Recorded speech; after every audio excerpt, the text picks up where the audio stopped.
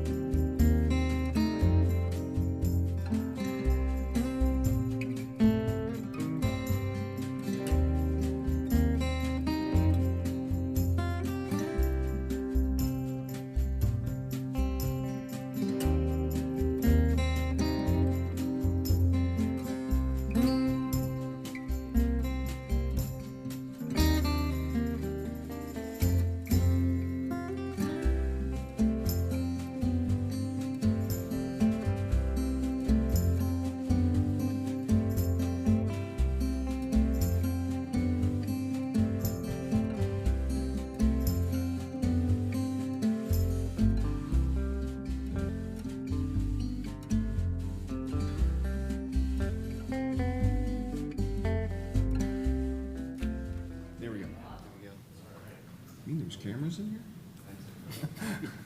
You're on, Mr. Chair. So we're on, so this will be, get the here.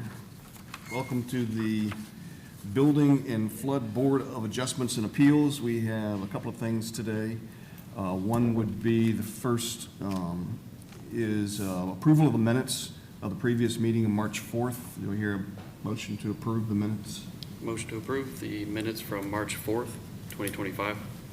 Second. Second. All in favor? All in favor?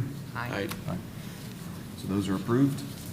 Next order of business, did we change these now, or are we, is the proposed changes to the building flood board rules, is that? Let's handle that after your substantive application.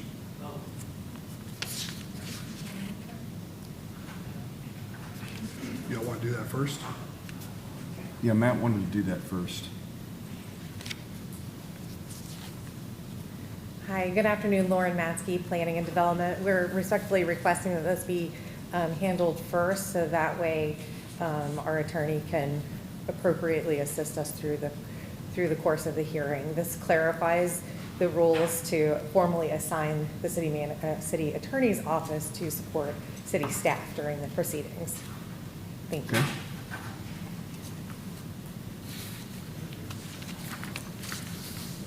Hello, I'm Kevin Garriott with the Planning and Development Department, building official. I'm going to put that change, proposed change, up on the screen so everybody can see it. If I can find it here.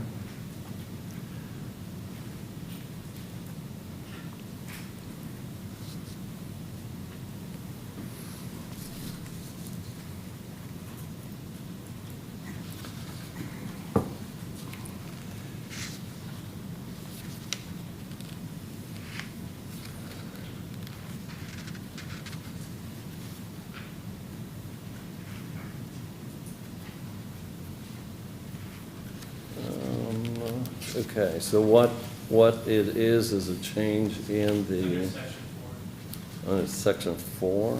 There we go. 3, 4. I should say Article 4. No, Section 4, Article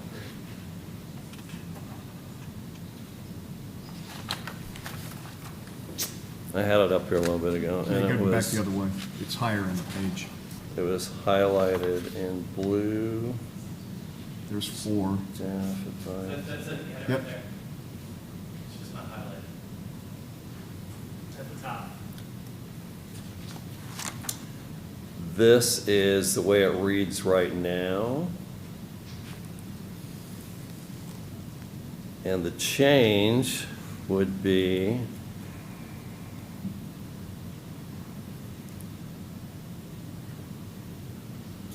all right, sorry folks, I thought I had it up there.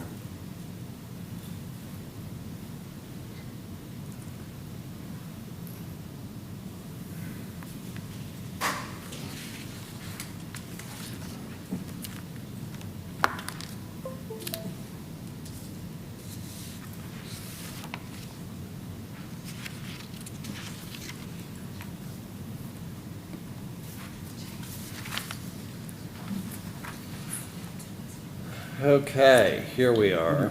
The blue is the change. So in fact, what it does is the city attorney's office will represent us, the Planning and Development Department for the city, as well as provide legal assistance for the board, i.e. your attorney here.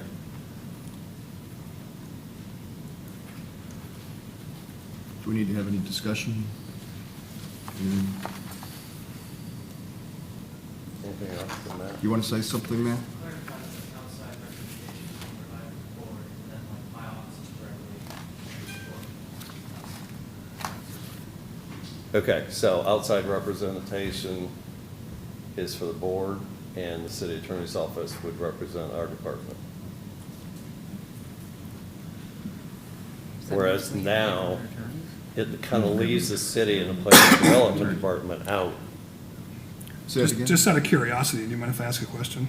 Why would that be in the board's rules of procedures? Why, not that we don't care about you all having representation, but why would it be in the board's rules and procedures as to how the Planning and Development Board is staffed for this board? I Because mean, it seems to us that the city can, the way it's written right now, we have no representation. The way it was written right now, Jay, is that it said that my office was supposed to provide representation to the board, which of course we have historically done through hiring you and your firm, which we appreciate. But it really didn't leave a role for me to play in this meeting, because if my department is supposed to be representing the board, then like I shouldn't be representing an individual department on contested items, was my thought process. So what we thought to do is we took a look at the Community Development Board rules, and we just mirrored that, so we wanted to make it clear that you would continue to serve as counsel for the board, and that my office would serve as representation for the planning department. yeah, These sort of I contested- understand, I get the clarification in terms of making the rules clear that there's outside counsel to the board, but in terms of internal counsel, and I recognize the harmony with the CDB's rules. Right. But if, I think if we're really looking for true harmony, we would clarify that there's outside counsel to the board, and I think the city attorney's office would work under the direction of city administration to represent whatever board, body, individual, agent, whatever, at that direction. It's probably hypersensitive and pedantic, so forgive me, but it just seems to me that the city's representation or the planning and staff's representation is not really a function of the board's rules of procedures. Does that make sense? Yeah, I understand that. Like I said, we just were trying to make a clarification so everyone understood, like, which attorneys were supposed to do what at the meetings. But it's certainly up to the board what they want to do with this. We were just trying to kind of make everything clear and concise so everyone could I understand. get it. I have no objection. I was just looking for a little clarity myself. So you're okay with the change? Sure. Okay. Yep. You have a motion to approve? I'll motion to approve. Second? Second? All those in favor say aye. Aye. Aye. Motion Looking forward passes. to working with you. Thanks. Second item is ID number 25-0388. Sorry. And that is variance to allow the dry flood proofing of elevator lobbies, stairwells, trash rooms, storage areas, and pool mechanical rooms at ground level upland of the LIMWA line for building permit BCP 2024-120362 and BCP 2024-120364. So we'll start with At this time, Mr. Chair, you'd want to have your clerk swear in the folks who are going to testify before you Okay. today. Folks, if you intend to testify before the board today, please stand and be sworn by the clerk. I'm going to do this. Raise your hand. Do you swear or affirm to tell the truth throughout your entire testimony? I do. Thank you, sir. Okay. So next we'll call the applicant. Is it- Yeah, I believe in speaking to council earlier, there was a discussion among the parties to allow, we would ordinarily allow 10 minutes per side to present to the board. I believe they'd like 15 minutes per side, is that correct? Yes, sir. That's amenable to both sides. So with the board's indulgence, we can begin with a presentation by the applicant. Okay.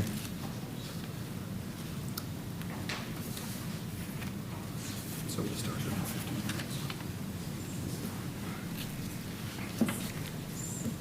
Do we need to get the experts accepted at CDE, or is this not as formal in that regard?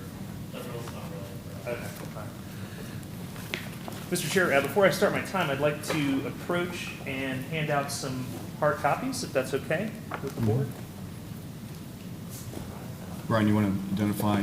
Yes, You and- Brian Unk, 625 Court Street, McFarlane, Ferguson, McMullen, on behalf of the applicant. And like I said, before I start my time, I'd like to hand out some materials to aid in the presentation. Thank you. And these have all been provided previously to city staff. I don't need it, Brian. Good, thanks. Thank you. Thank you. And some of the slides are slightly difficult to read, so I have one full-size set of plans for anyone who would like to reference that during the Just hearing. leave them up here, yeah. Yeah, so if anybody wants to reference that when we get to that portion, that's really more of the architectural portion of the presentation. And I do have a PowerPoint, so let me grab that real quick. And if we could put the PowerPoint on the screen, that would be excellent. Yep.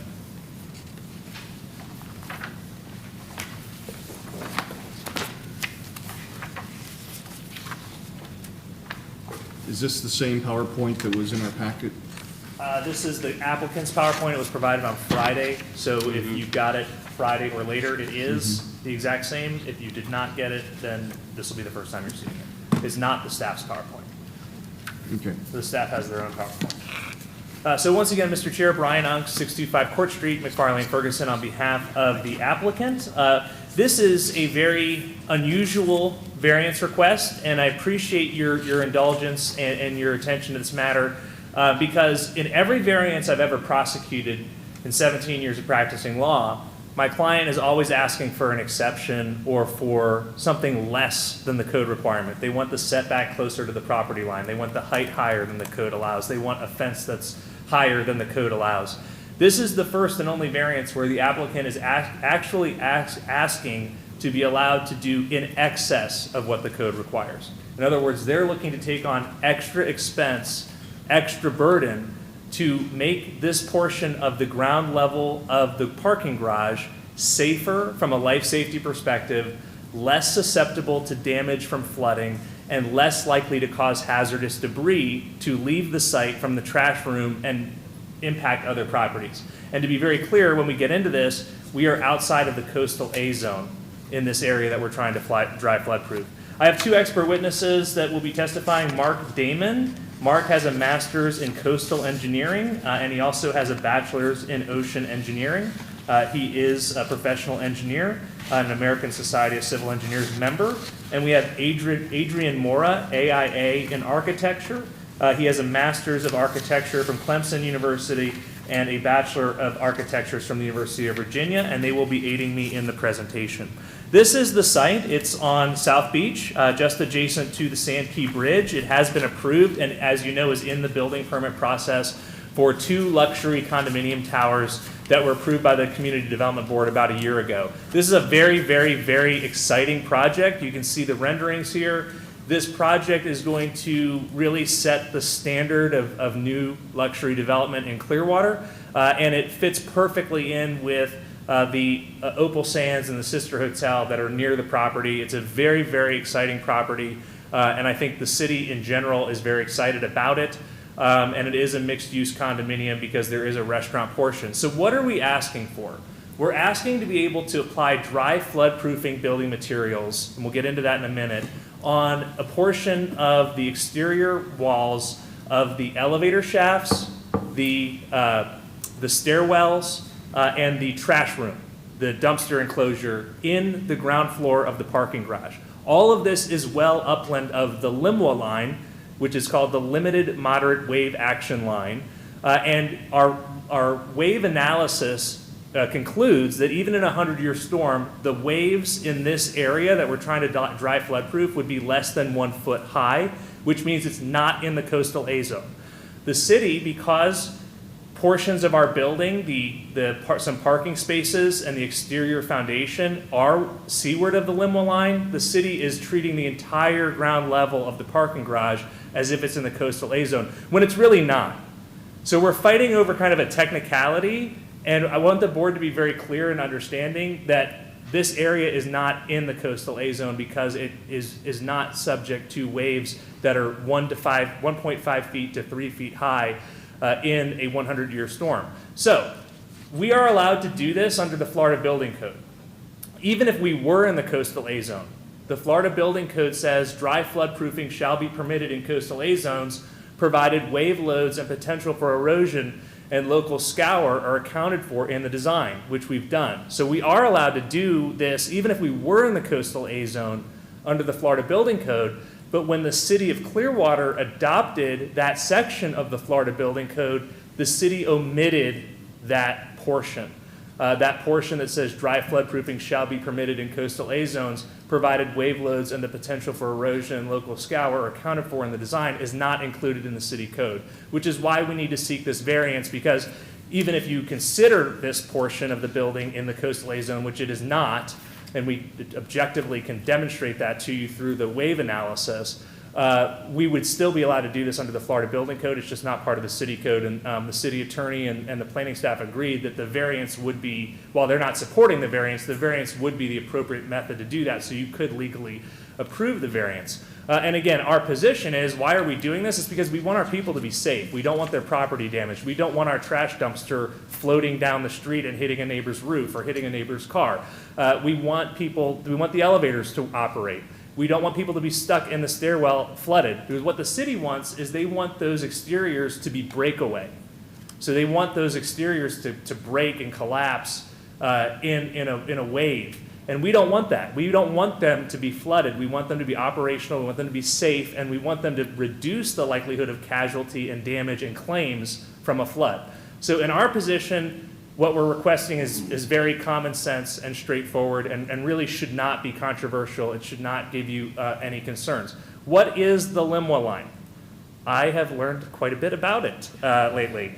So the LIMWA line is what designates the VE and AE zones, the coastal A zone and the coastal high hazard zone. Coastal high hazard VE area are waves of greater than 3 feet. The coastal A zone, the AE zone, are waves between 1.5 feet and 3 feet. That's the coastal A. That is where that ends is the LIMWA line, and anything upland of the LIMWA line is wave heights of less than 1.5 feet, which is the AE zone, not the A zone. So we did our wave analysis. Humiston and Moore engineers prepared a wave height analysis for the property. The vast majority of the property is landward of the LIMWA line. These structures that we're trying to dry floodproof are designated as 1, 2, 3, and 4. The LIMWA line is that hard blue line towards the bottom of the screen. And the actual coastal A zone, where you would have waves of 3 feet, that's the red. 2.5 is orange. You don't really have any orange in there. And then you get down into the 2s and then 1.5. And by the time you get to the structures we're trying to dry floodproof, what the wave analysis demonstrated was those waves are 0.9 feet or less. And I'm going to ask Mark Damon to explain the wave analysis. It's in your packet. It's in the application if you want to read it. It's in there. It explains the methodology and all of that. It's in the hard copies that I handed out. So we prepared a wave analysis using a dedicated numerical model. The analysis is local and detailed to the project. And so we included the proposed waterproof areas, and the result of the analysis is what you see on the screen. And so it's a color-coded map of the wave heights. The blue and light blues are indicative of waves less than a foot, and therefore all the proposed areas are in areas that are less than a foot of waves, as predicted during a 100-year storm per FEMA criteria. And So- Mr. David, can you just describe the methodology that was used in preparing this report? So we used the CMS wave model. It's a numerical model that was developed by the Army Corps, and we used also LiDAR, which is the elevations that we collected by a laser biplane. So a very detailed set of data. We used the predicted storm surge by FEMA at that location and approaching waves from FEMA. And that was the input to our model. And then we recreated the proposed project ground level, and including the 4 areas on the screen. And in your opinion, is what the applicant proposing to dry floodproof those areas that are not in the coastal A zone a safer alternative than using breakaway walls in terms of actually preventing damage and loss in a flood? Yeah, those areas will not be getting much waves, and waterproofing them shouldn't be an issue. They're technically outside of the coastal A zone as defined by FEMA. So Thank you, sir. Thank you very much. And he's available for questions, of course, when the time is appropriate. This is where you may want to look at the full-size plans. These next few slides are very difficult to read. This is the architectural side of things. What you're seeing in yellow is the seaward part of the Limwa line. So the blue on the left side of the screen is the Limwa line. The yellow is the area that is coastal A. You will see that we have parking spaces there. Couple stairways and, kind of foundational structural support. Brian, what page are you on? This is slide, let's see. On the full architecturals that you provided. Yes, that is exactly what I'm looking at here in those documents. And if you go to your handout, it's this. The handout I have, it's the larger document here.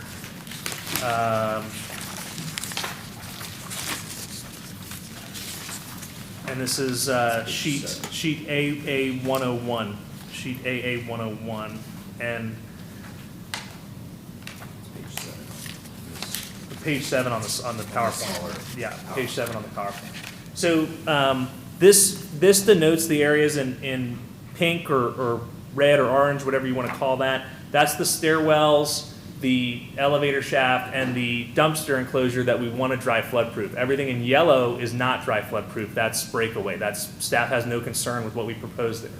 And so I'm going to ask our architect, Mr. Moore, to run through these slides with you and explain the materials and what he's designed from a dry flood proofing perspective. Hi, Board. So again, understanding again that the structures that we are trying to waterproof are landward of the lean wall line, and also using that code exception that we understand that allows for that dry flood proofing. We did recommend using 3 different materials to waterproof these 4 cores, which again, as Brian had mentioned, it's the trash enclosures, which again is hazardous debris, and then the elevator and stair lobbies, and the stair enclosure and the elevator enclosures as well, again, having to do with life safety. So the 3 materials, and again, I guess you can continue on to the next slide. I don't know if I need to do that. Okay. The 3 materials that we are proposing for these 4 areas are, so on the walls, it would be a cementitious waterproofing, Euclid Tamasil. And again, that would just go on the vertical walls of those entire enclosures that are shown in red. Again, the way that the slide is shown is that this is for the building A for one building, and then we're also doing the same for building B. Those go all the way up to the design flood elevation. Then we are also using a underground waterproofing in those areas only. That's sheet applied waterproofing for those cores. And then the third is just the FRA flood panels, which again would just be able to withstand and essentially not allow water to come into the openings and to the doors. I think that's pretty much. Yeah, Mr. Mora, from your perspective as a professional, architect and someone who deals in this work, do you believe that the design you've created for the dry flood proofing is actually safer in terms of protecting life and property and reducing claims and damage from a flood? Yes, I do. Okay, and is there any detriment to doing this at all? No, I don't believe so. So there's no risk to the city, in your opinion, by doing this? No. Okay, thank you.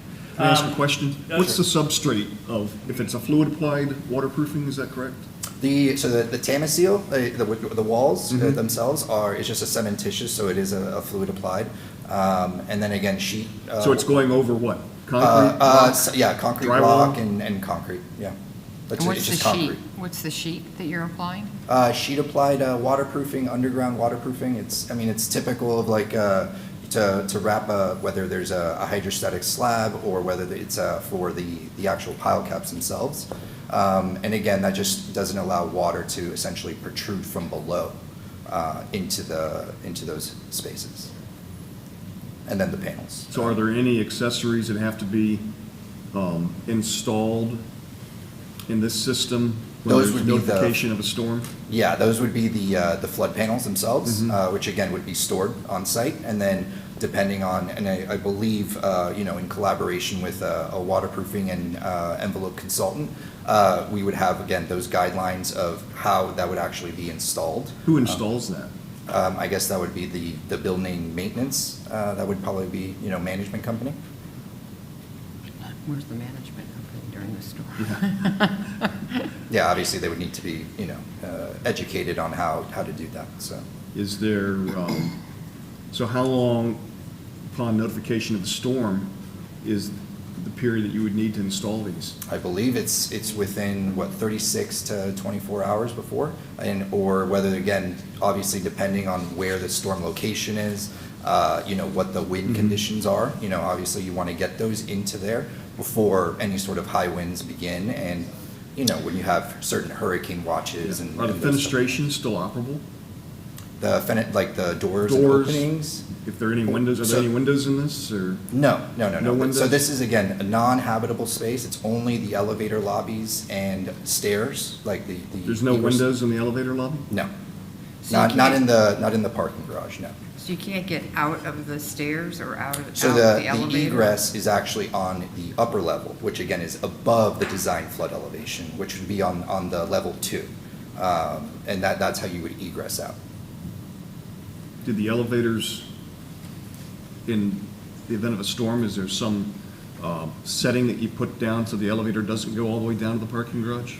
I believe you can. I know that those are, again, elevator logistics in terms of having to, on those times, because again, there are fire command rooms as well. Yeah, I'm and things like concerned that, about yeah, fire so- department, trying to get into the Yeah. building, people trying to get out of the building. Yeah, so we do have access, again, for the fire department to go directly to that level 2, because that's kind of where the fire command room is, and so that's where they would originate, and that's where all the people would essentially egress from in this kind of situation. Doesn't that seem like there's a trap there with people get in the elevator and go down to the garage thinking that's the means of access? I would think, again, in terms of egress, there's going to be signage and things like that as to how to egress out of the building, which would be level 2. So from start to finish, like the management company gets called, we have a hurricane coming. We need to install these panels. Correct. It takes 1 hour, it takes 10 hours? Mr. Katz may be better. Yeah, to that answer might some be of a these questions. little bit Okay. more means and methods. Abraham, why don't you introduce yourself? I'm Abraham Katz. I work for the developer. I'm their director of construction. My address is 3131 Northeast 188th Street, Aventura, Florida. So the flood barrier it's used very commonly in many different projects. It's they're very easy to assemble, very quick to assemble. They could assemble in a matter of minutes. So you leave embed provisions around the doors, and they just set these barriers. They're very light, very easy to handle, and they're very common. They're extensively used in Florida. There are many companies that provide these flood barriers. And actually, the intent is not only protection during the hurricane. Our building has 100% backup, generator backup for all of the functions of the building. So our intent is for the building to be operational during the storm and to be readily available and accessible for the emergency service, for the fire department, right after the water is received. So there would be no damage. It would go back to operation immediately after the water is received, and it would be accessible to emergency management systems and would go back to operation immediately. I have a question, maybe you're not the right people to address this to, but during the last 2 hurricanes that came by, were the utilities shut off to the barrier islands? I don't know the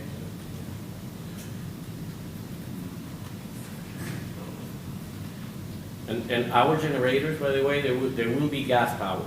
So they're gonna have a reliable source of fuel, continuous source of Is- fuel. Well, that's what I'm asking. Is it natural, Throughout is it the- It's natural natural gas? gas. Is it natural Natural gas? gas. Natural gas. Can Okay. you describe the fire control room too, because they asked about that? It's on the 2nd floor, right? Our fire, yeah, we have 2 fire command rooms, 1 for each tower. It's on the 2nd floor, way above the flood elevation. And of course, it's fully equipped, fire alarm, BDA, DAS system for fire department communication, elevator command and controls to override and operate the elevators, yeah. So the critical things are On the second. on the second floor. Yeah. Could I ask a Go ahead. couple questions, Mr. Damon? Yes. You'd mentioned maybe in the most extreme 100-year flood, you get 0.9 feet of wave action to these spaces. Yeah. So how much force at that point is coming to these Um, related to, if you're trying to keep a wall up versus allow it to be knocked down, what additional forces are coming? I believe that it was a fairly negligible load from hydrodynamic load. We came up with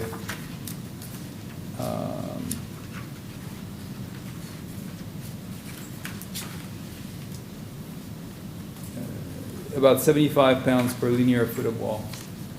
Okay. What are the breakaway walls? What are they designed to break away at? Would these waves cause it to break down, I guess, is the question. So it can be designed to break away or not. There are standards, though, aren't there, for when that breakaway wall needs to happen? I guess what I'm getting to is there a potential that even if these walls were designed as breakaway walls, that the limited wave action that you're indicating by your study, that they wouldn't even knock over the wall? It's possible. I mean, I believe the waves that we're predicting are very small. And so even the weakest of breakaway wall, it's not going to break just like that. Sure. So I'm not in the You're not construction sure. side of things, but So that would be a structural question, but a wall can be, it's designed to break away and actually designed with joints every 4 feet. So the wall is designed and cut on every 4 feet on purpose to debilitate the wall and make sure that it breaks away. So where does the debris from the breakaway wall go? Everywhere. Right. But they're, It's hard to predict, Yeah. but yeah. That's the everywhere. problem. It can run or be blown or Wash away. washed away, Yeah. but it could also be blown into the Yeah, adjacent core of the properties. building Mhm. and hit this waterproofing system. What's the impact, the structural impact? No, if the walls, if the variance that we're requesting is to allow these areas to be dry flood proof, which means the walls Would not will break be away. engineered not to break away. Right, but the breakaway walls that are at the perimeter could be broken by wave action and pushed into the dry floodproofing. Yeah, in the perimeter, in the limited action wave zone, landward of that zone, we don't have many walls. I think we have a knee wall and they're not, they're like Yeah, it's like a crash wall height, right? So yeah, it's Got it. crash wall high, they're pretty minor. 2'9". Walls are landward, our walls start, the majority of the walls are landward of the lean wall line. Can Which you- by, if we don't dry flood proof, they would be breakaway walls. could you theoretically, could it be waterproofed with the materials you're indicating on a breakaway wall that may not break away and not be considered dry flood proof, but still providing the protection you're looking for? It wouldn't work because the slab is also designed as breakaway, so we're required to design all the systems breakaway, slab and walls, which means that you can have wall penetrating, and the waterproofing that Adrian showed impedes water from coming, from below. So, most likely, and you would have multiple joints to waterproof, so I think chances are that it would be wasted, the effort and money to do that. I don't think it would be effective. Mr. Chair, I do have about a minute and 40 seconds left on my Okay. presentation, so if I finish that, then we go to questions, would All that right. be okay? Yes. Is that all right? Yes. Okay, thank you. Just to wrap up the presentation part and then to get into questions, would probably help move this along a little bit. So we'll get back on my time. So we're running through the facts here. You all understand the facts. A lot of this is repetitive. This area is not in the coastal A zone. It is allowed under the Florida Building Code. That provision of the Florida Building Code just hasn't been incorporated into the Community Development Code, which is why we're asking you to allow us to apply the Florida Building Code. The special conditions or circumstances that exist on this site is the Limwa line, right? The Limwa line runs through a portion of the building. That's the special condition. The staff's going to say there's no peculiar conditions, there's no special conditions. It is the Limwa line. We can't control the Limwa line. That's not something that we can dictate that it's there or it's not there, and a portion of the building is seaward of the Limwa line. The reason that it's a special condition is because now the city staff is saying that the entire bottom floor of the garage has to be treated as if it's seaward of the Limwa line, when in fact it is not. So we do have a special condition that supports the variance. That condition was not caused by the applicant. That's your second approval criteria. And again, we didn't cause the Limwa line to be there. The granting of the variance will not give us any special privileges because it's not a privilege. It's more than is required. We're having to spend more money. We're going in excess of what's required. It'd be a lot easier to do what the city wants us to do and have the cheaper breakaway walls, but it wouldn't serve the purpose of life safety and casualty, minimizing casualty loss and minimizing claims. And that the variance is the minimum variance requested, it is. It's the minimum variance to dry flood proof those structures that we have shown on the ground floor.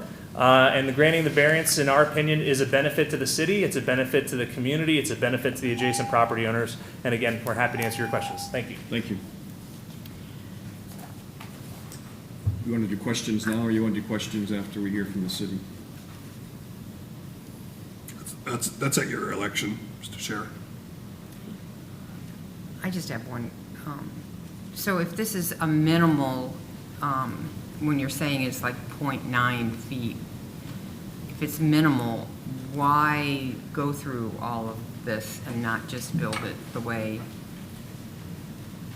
Yeah, go ahead, John. Introduce yourself. Hi, I'm John Farina. I'm the developer of the project from U.S. Development. I live at 12 Rolling Hill Drive, Chatham, New Jersey. So, great question. During the most recent storm event, there are residents that lived in St. Pete in 20-story buildings that were not able to use the stairwell, and their elevators became non-functional. And those residents could not get out of the building, and they were stuck. Here, we are exceeding the level of code and building for the future, not just for today. And when you look at what we want to achieve is we want our elevators to be fully functional during and after a storm event. So that will allow our residents to access, come down the elevators, use it at any time that they want. And it was really important to mention also that when you were talking about egress, the garage level, the only access for that is to get your car. The building ramps up, fire trucks ramp up. We had to put special structure in our ramp specifically to allow the fire trucks to come up, access the room. So the second floor is the main egress of the building. So to answer your question, coming full circle, it is for the safety of our buyers and our residents to have a fully functional building through, during, and after a hurricane to be better for the project. Thank you. Thank you. Kevin, are you going to present for the city? Yeah. Again, Kevin Gary, Planning and Development Building Official. And so let me set this up over here. And we thank Brian and his crew for the good explanation of a LIMWA. We call it a LIMWA, Line of Limited Wave Action, also known as Coastal A Zone. So that was a good education because it is kind of a newer thing around here and it's not as well known as A's and V's. So I put together a few things for you all to consider and to look at, to know about why we are where we are. It's not that we have any personal feelings or design disagreements with them. We've got codes, black and white. That's what our job is. Our job is to administer the codes. So we have to answer to this, and that's what we've done. They have submitted their permit drawings. They've gone through, they're nearly ready to permit. I don't know, they might have an item or two still left, but not much. So anyway, we'll run through this, and I'll show you a little bit as to where we are. The request Brian read to you and read, and said that they are dry flood proofing, want to dry flood proof the elevator lobbies, stairwells, trash rooms, storage areas, mechanical equipment. I'll point out that some of those areas would be shear walls, would be rated walls all the way from the top of the building clear down to the bottom of the building. So they would be basically poured concrete and steel anyway. This is a map that shows in Pinellas County, we have what's called a vulnerability assessment overlay that overlays the FEMA maps. So this map, if you go onto the internet and you look for Pinellas County all-in-one maps, this is what you'll see. And that clearly calls out the elevations. And the black line that you see on here is the what we call the limo line. So their property is here. They gave that a nice rendering or a nice picture on their presentation, outlined in red. So it's a little bit convoluted because, as they pointed out, it is allowed by the Florida Building Code. The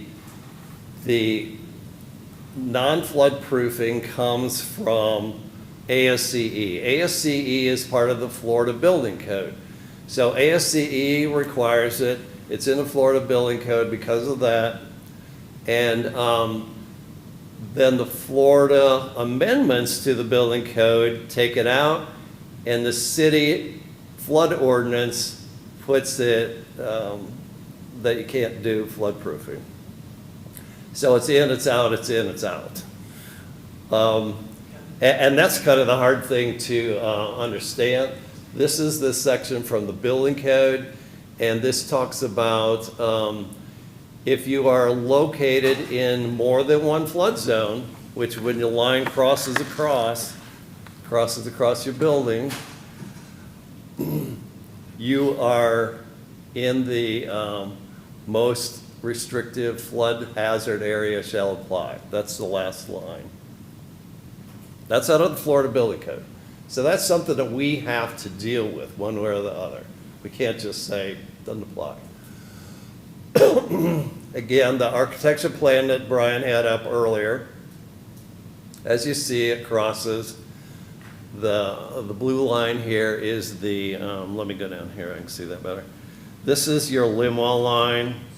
The perimeter of the building is out here. The footprint goes like so. It's one footprint, and then there's a tower that rises here and a tower that rises here. So it really is all one building. It's got two portions. This rises here, this rises here. It's all connected. Florida Building Code, all one building. And so, excuse me, that all one building would be in the coastal A because this portion of the building is in the coastal A. This going back to what I was mentioning just a little while ago, this is the ASCE 2414, where it talks about if you look at the, well, I'll just read it. Dry flood proofing of non-residential structures and non-residential areas of mixed-use structures should not be allowed unless such structures are located outside of the high-risk flood hazard areas, coastal hazard areas, and a coastal A zone. We're in a coastal A zone. Dry flood proofing of residential structures or residential areas of mixed use shall not be permitted. Excuse me. So the Florida Building Code modified that. Excuse me, I should have got a drink, I guess. The Florida Building Code amended this to say that dry floodproofing in a coastal A zone would be allowed. So that's the in and out that I talked about before. This is our Clearwater flood ordinance. And the next slide, I blow this up a little bit. Because down here on the bottom, this is important. This paragraph 2 shall be deleted. Now, you might say, why do we do that in Clearwater? Well, insurance rates, as we all know, are high, high, high. And so flood insurance rates are based on points you get through your community rating system. We were going for the most points that we can get to get the most reduction in discount on flood insurance. We get points for that. And I'll go to the next slide where I blew that up a little bit so you can see what it says. So there was a reason for that when it was put into the Clearwater Code.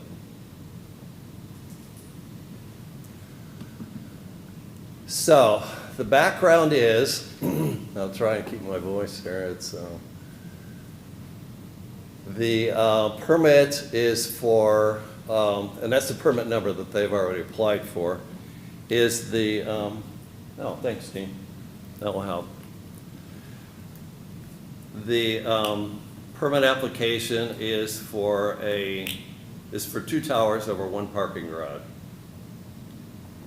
The permit number listed there is for Tower 1, and the other permit is for the other tower. They are over 1 parking garage, all connected in 1 building. Florida Building Code states for buildings that are located in more than 1 flood hazard area, the provisions associated with the most restrictive flood hazard area shall apply. The LIM law, the line of limited wave action, crosses the building. So that puts the building in a coastal A zone. Construction in a coastal A zone is very similar construction to V zone. V zone means no floodproofing and breakaway walls. FEMA guide, the manual P936, says it's not, floodproofing not permitted in coastal A zone. Floodproofing is not recognized as a construction method in coastal A zone through the Florida Building Code. Now, to do a variance, we need to have these 5 things met. That special conditions exist. The applicant did not cause special conditions. No privileges conferred, minimum required to use the building, and the variance is in harmony with the codes.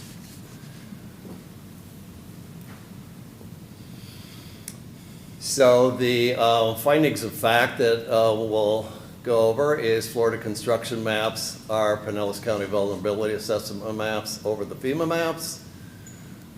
The maps show the building in a coastal A zone.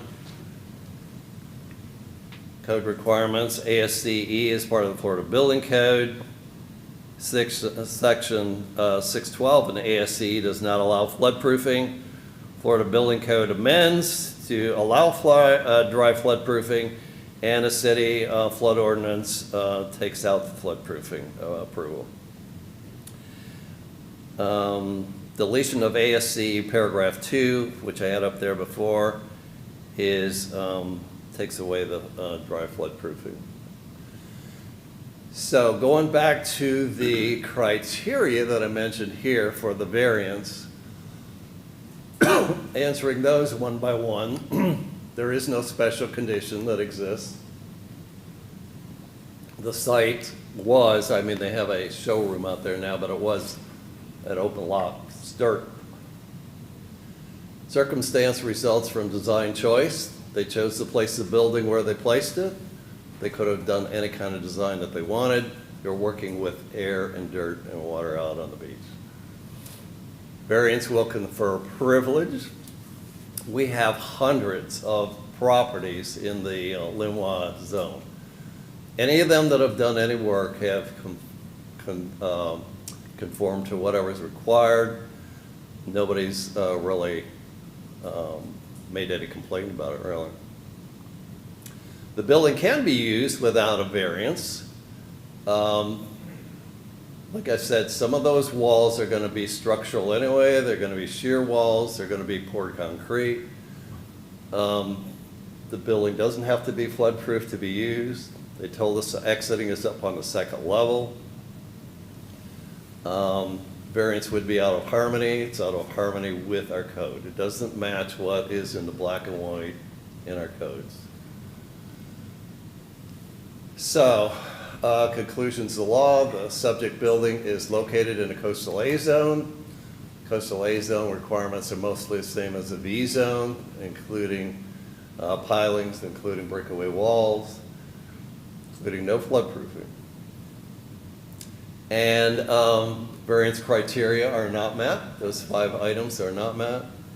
And so therefore we have no choice but to deny the, ask you to deny the variance application. Any questions? I have one question. With why doesn't FEMA allow dry flood proofing? We have our floodplain administrator here. I'm going to ask him if he can help me on that question. Gene, do you have any? This is Gene Henry, who is our floodplain administrator for the city. Yeah, good afternoon. There is one section of the coastal construction manual that they speak to it, and there is a difference between what's in the coastal construction manual under FEMA and that of ASCE and what was recommended. There's a disagreement with the interpretation. And the reason being is that it's identified that you can't make those walls impermeable to the moving water and such that, and I'll have to bring back the exact language to you for that. It's also identified in, I believe, the related instructions for the dry flood proofing certificate as well. If I may just add, and you understand the rigidity of the National Flood Insurance Program. That's where You I'm understand, and you understand the pride that we have with the community rating system. So this has been taken out because we do get a 25% discount off the flood insurance out of the flood insurance program for the individuals that carry flood insurance. And that is, and one of the reasons is the coastal AE zone is treated as the VE. And we get credit for that. And that's, it's audited and reevaluated every 3 years now. The information that was provided, they show that it's not 18 inches of wave action. There is a formal manner to go ahead, instead of asking a variance and putting us into this position of potentially being confronted by FEMA or the state, is request a letter of map change. And that happens all the time. They showing the engineering that it's less than 18 inches, so they could petition for that line to either be moved or, be removed from that area totally. But they'd have to show the engineering and make the request as well. And again, that would be through a letter of map change.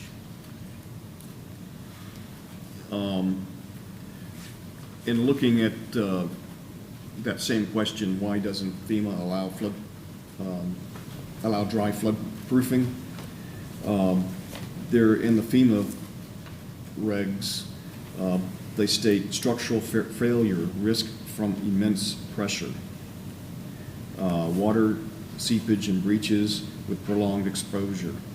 National Flood Insurance Program prohibits it due to wave actions and storm surges. Safety concerns: if flood proofing fails, it can trap occupants inside, making evacuation difficult. Now, these have been narrowed down and edited for just to ask the AI question, and it finds all the FEMA information that you need. Yes, it does. I think there's maybe some challenge on floodproofing a breakaway wall also.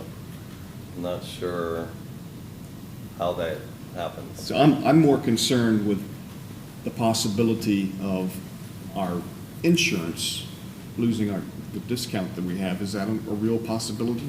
Yes. Sarah Kessler, our CRS coordinator, goes through an audit next year. And part of Activity 430 is the coastal AE zone criteria, which they will be reviewing. And they'll ask for the permits that have been issued within a coastal AE. And you're only allowed so many, other words, if you allow it contrary to your code, then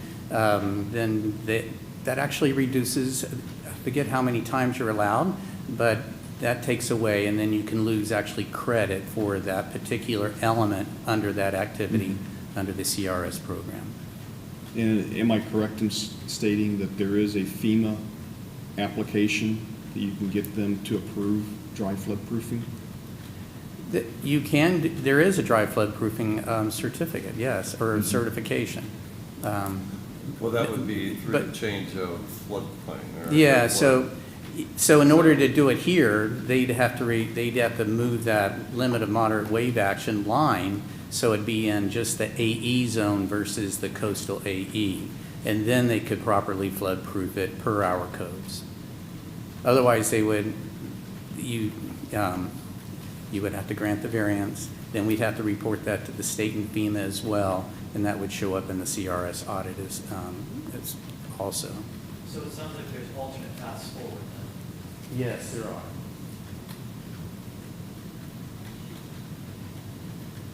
Okay, anyone else have any more questions? Other questions? No questions? No. Have you ever done this? I mean, I have designed many buildings in the coastal. And unfortunately, you have the building code that designates. Well, let's get through our hearing first. It sounds like you're having a discussion, so let's get through the public part of the hearing first. If the city is finished with its presentation, it would be appropriate time now to receive cross-examination by the applicant to the city. Okay. Thank you, Mr. Cross- Chair.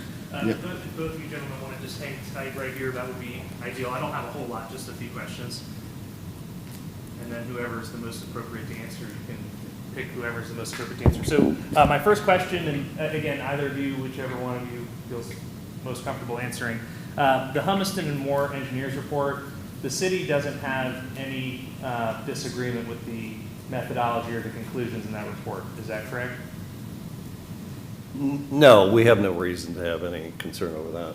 Okay, and so I just want to be really clear because, you know, Mr. Gary, we've been talking about this for a long time, and you have done a lot of work on this. I do appreciate it, and it is an unusual kind of issue and a problem, a dilemma. Your contention, just so I'm clear, is not that the areas that we're trying to dry floodproof are actually in coastal A. Your contention is that because they're part of a structure that touches the Limwa line, that it has to be considered that all of that floor is in coastal A, even though factually that's not the case. Is that a fair assessment of your position? That's not my contention. That's the way the code reads, and that's the way the building is situated, yes. But again, you don't disagree that these areas that we're trying to dry floodproof aren't actually in the coastal A zone? They are north of the coastal A zone line, but because they are in the building that's in a coastal A, yes, they are in a coastal A. From your, what you have to apply as the building official? Right. That would be my job, yes. Right, understood. And we're not criticizing you for that. That's what I'm just trying to elucidate for the board. And we have now provided evidence that supports the dry flood proofing under the Florida Building Code in the event that FEMA does audit. If you prove this variance and FEMA does an audit, we have submitted a wave action analysis that demonstrates that this area of the property actually is not in the coastal A. Is that a correct statement? I don't know that I can answer that. Okay, that's fine. Well, I can interject a little bit.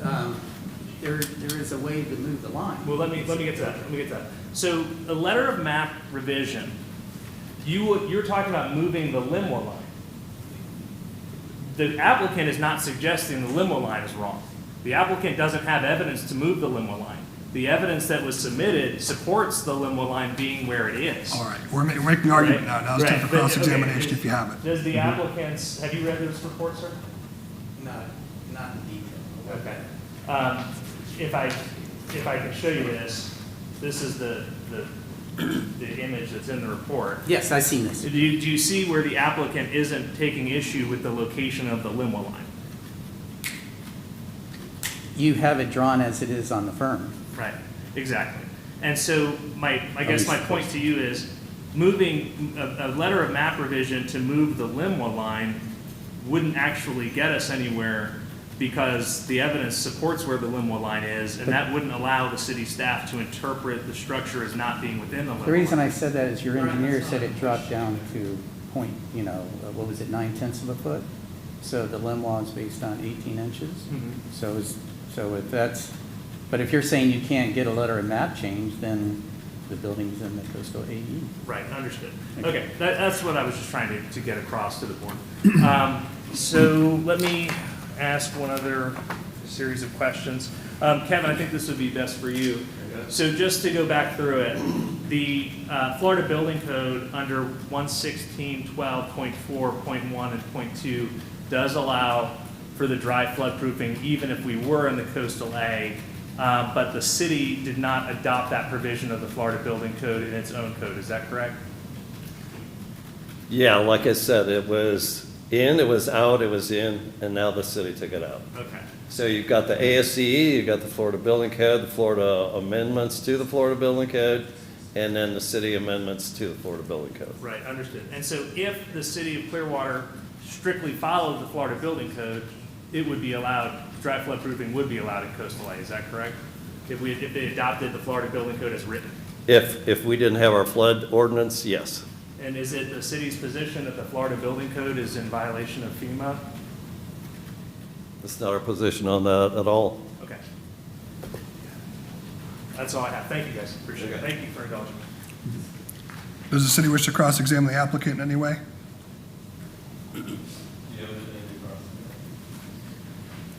The city doesn't have any cross now. All right, Mr. Chair, now be an appropriate time for comments by the public, if there are any. I don't really see anybody from the public here, but, and then you move to closing remarks by city staff, followed by the applicant for 3 minutes each, please. City staff wish to make a closing statement?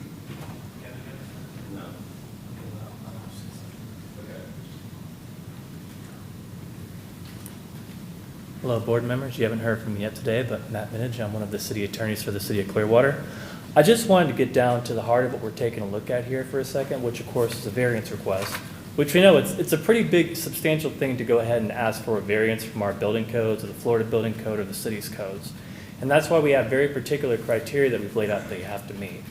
Now, during our presentation, I think we've made it clear that a lot of these criteria haven't been met, but there's one here I wanted to draw particular attention to just while we have a moment here, and that is section 2D, that the variance granted is the minimum variance that will make possible the reasonable use of the building structure or service system. Now I understand here there may be an element of convenience for what we're doing here, like certainly it may be helpful to have this type of thing, but we've also have evidence on the record that this building can be constructed without this variance. Like it is not going to be required. There are different alternative ways that this building could be flood-proofed. And so certainly I don't think that criteria is being met here. And of course, all these criteria have to be able to be met in order to grant a variance. So I just wanted to make sure that we were all kind of clear on that point because that really gets down to the heart of what we're taking a look at here. I'm sure they would disagree on that point, but you know, I took a look at this issue pretty hard and really thought through it with my staff, and that's kind of where I've landed. And you know, certainly you all can land wherever you feel is best for this situation. But just wanted to bring that up to you because that's really the meat and bones of what we're doing here. So thank you. Thank you.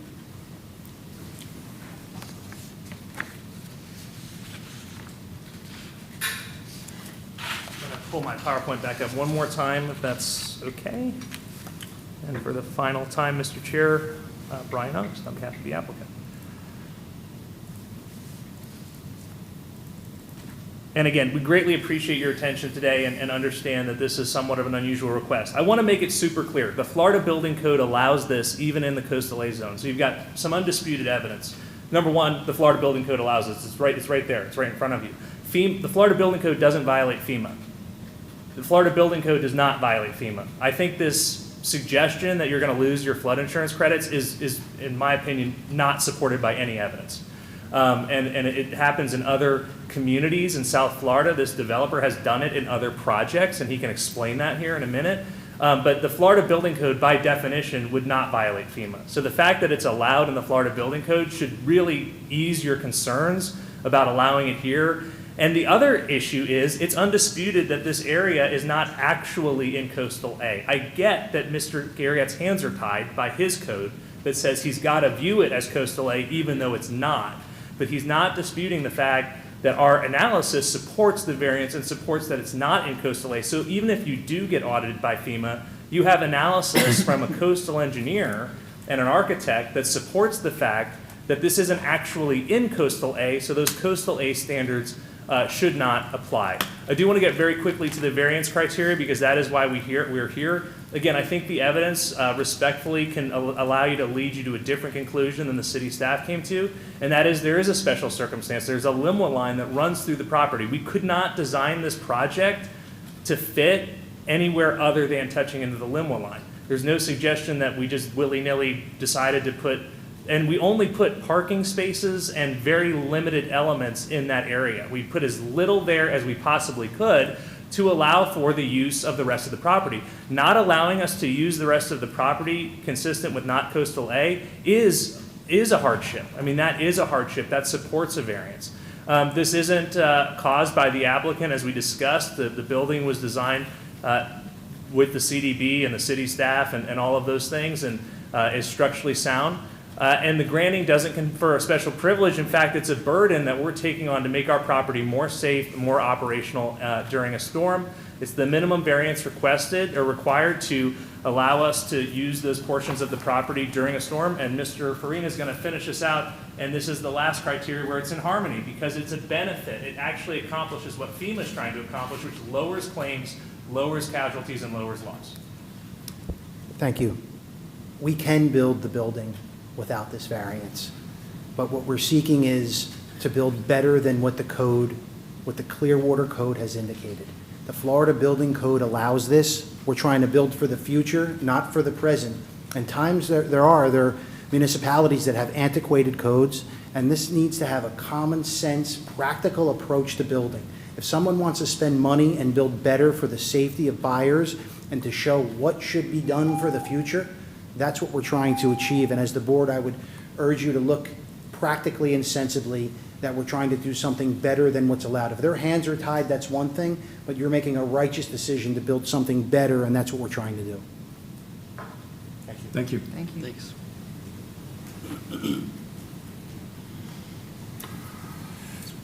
It is in the board's hands for closing of the public hearing and discussion and a vote. So, close the public hearing. Close the public hearing, which you've now done, and so now it's up to the three of you to make your decision.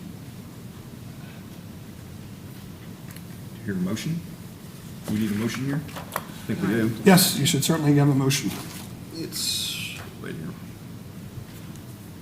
Do we have an opportunity to do any discussion amongst us? That's up to you, folks.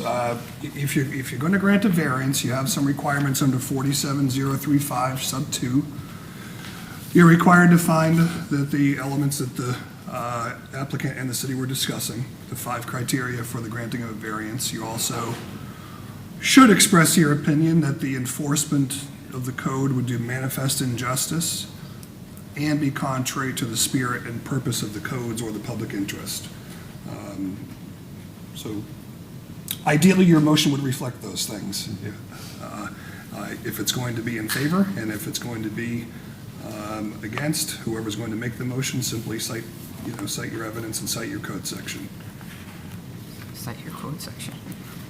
And you should have some sample motions in your, Yeah, the sample motions in are here. your packets. Where's the code set?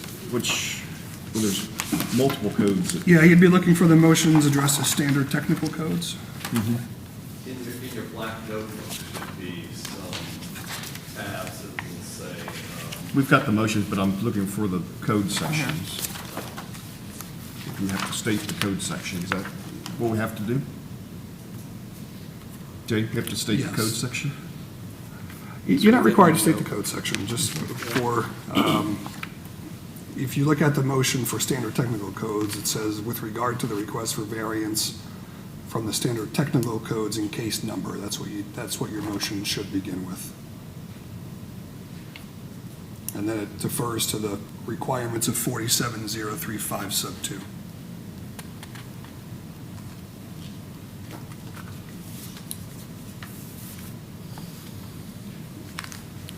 Well, Any comments? first of all, beautiful building, really, really well done. So congrats to you and your team. Unfortunately, codes always tend to contradict each other, and you always have to go with the most stringent. The limb wall line is one that runs along the coast of Florida. It's through several properties. So for me, I'm not seeing the conditions to be met for the variance. Looking at the larger community as a whole, understanding that Florida Building Code is not as strict and stringent as the local community code. But looking at the larger welfare of the local community is kind of where I'm leaning towards. Seeing that the limited impact of wave action may not even knock down a breakaway wall. There may be opportunities to still preserve some of the design without going forward with a variance. Do you have any other comments? I personally went through this in 2015 when I was building my house, where it fell in between two different flood zones. I had to adhere to the velocity zone. And in these recent storms, I ended up being very grateful that I did have to comply to those.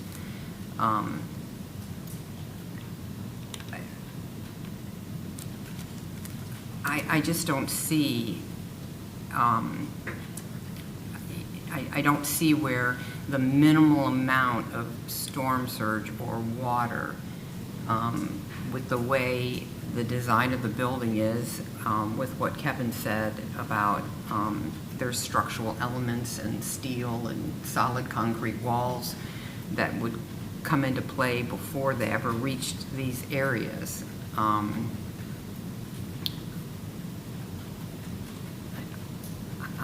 I can't see myself either finding that it's going to hinder the construction of the building, or it's going to hinder the sales of the building. So I would have to be on the side of the city on this one. Yeah, I feel the same way. It's, we've all been in this position in our occupations, and you have to conform to the codes of what it says, even though you don't agree with it. You have, that's the not statute, but that's what you have to adhere to. And I think that there are other ways to get this through if you want to dry fire or waterproof it. I looked at the FEMA website. They have it's like a 10, 12 point application that you have to file to get some approval for that. But again, then you've got the different building codes as you go through Florida code and the city code. It's convoluted, and it's I think we're ready to have a vote. I also think. Well, I need a motion first. Let's get a motion on the table, and then we'll see what we got. You want more discussion? Well, no, I was just going to say, every municipality also interprets. Mhm. We've all been through that, Yeah. as an architect, a builder, a developer, It depends on, where you are and how it's interpreted. But I also believe that it's interpreted, they kept talking about life safety. I think these codes are in place for life safety. The biggest point of influence on me is the FEMA aspect and the insurance, and on FEMA's website, it specifically says these don't work. Okay. Good. So I guess this is what I read here. I move to find action on the request. Be the third one? This one? Oh, this one down here? Which page you on? I'm on. Go back one page. Would be Come on, the go second this way. page to agree with the building official.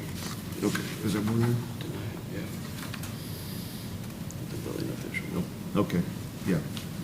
To be clear, your chairperson can't make the motion, so we'll need to have it come from the other members. So it's this one? Yes. I move to find the action on the request to be within the board's authority and to deny the appeal and affirm the building official's decision or interpretation based on the evidence and testimony presented in the application. The staff and at today's hearing, and specifically the following, I don't know who, you fill in the blank there. Yeah, I think you're kind of reading from a different section there. Oh, okay. I understand that the motion is to deny the application for variance. Do I have that correct? So that's the first page. All right. That is I understand that your motion was to find that the board's decision on the application is within this board's authority. Do I have that correct? Yes. Yes. I also heard that, I heard you to say that you moved to deny it based on the evidence and testimony that you heard today, as that was presented here in person, as presented in the application and the staff report and the supporting materials. Do I have that correct? Yes. Yes. And that you did not find, Ms. Helmus, who made the motion, that evidence met the criteria in section 447.035 sub 2. Is that also correct? That is correct. All right, let the record reflect that's the motion. Do we have a second for the motion? Second.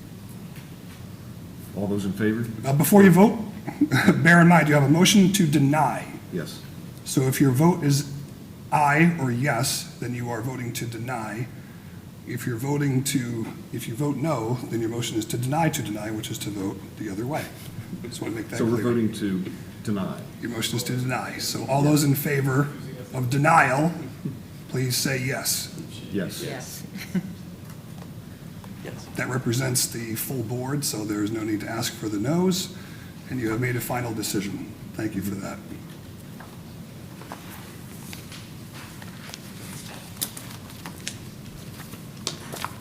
And I think, Mr. Chair, you would simply ask if there are any director's items to complete your agenda Yeah, for I'm looking today. for there. Director's report, there is none. Board members to be heard. Anyone have any comments? No? Motion to adjourn? You have a motion to adjourn? Motion to adjourn. Second. So we'll be adjourned. Thank you, folks. Thank you. Wait a minute, do you want?